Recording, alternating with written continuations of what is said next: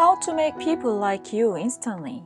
If we are so contemptibly selfish that we can't radiate a little happiness and pass on a bit of honest appreciation without trying to get something out of the other person in return.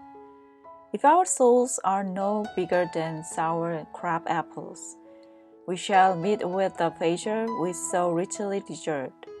Oh yes, I did want something out of that chop. I wanted something priceless, and I got it. I got the feeling that I had done something for him without his being able to do anything whatever in return for me.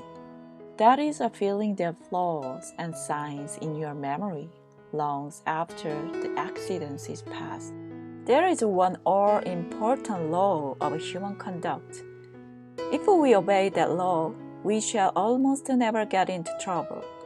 In fact, that law, if obeyed, will bring us countless friends and constant happiness. But the very instant we break the law, we shall get into endless trouble. The law is this: always make the other person feel important. The desire to be important is the deepest urge in human nature. The deepest principle in human nature is the craving to be appreciated. As I have already pointed out, it is this urge that differentiates us from the animals. It is this urge that has been responsible for civilization itself. You want the approval of those with whom you come in contact. You want recognition of your true worth. You want a feeling that you are important in your little world.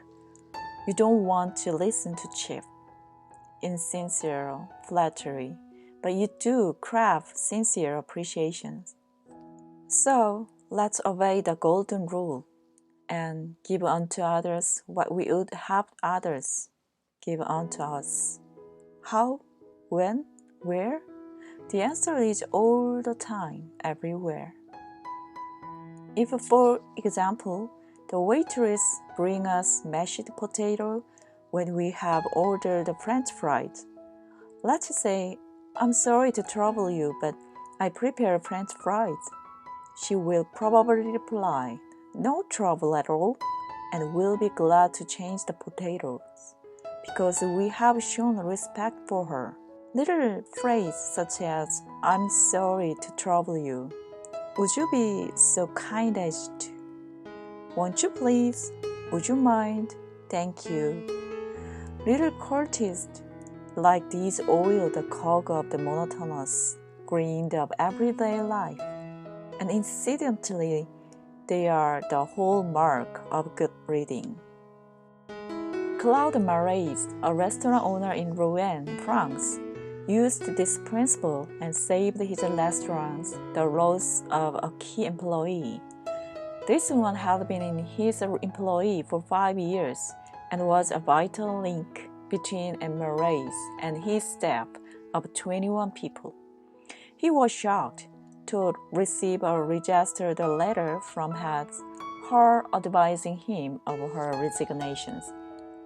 And Marais reported, "I was very surprised and even more disappointed, because I was under the impression that I had been fair to her and respectful to her needs, inasmuch as she was a friend as well as an employee.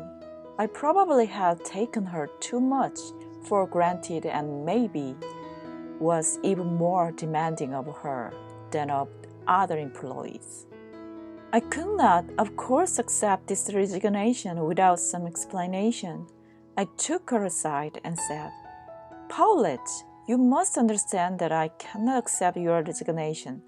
You mean a great deal to me and to this company, and you are as important to the success of this restaurant as I am.'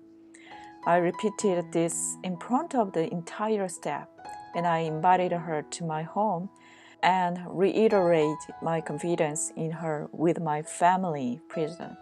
Paulette withdrew her resignation, and today I can rely on her as never before.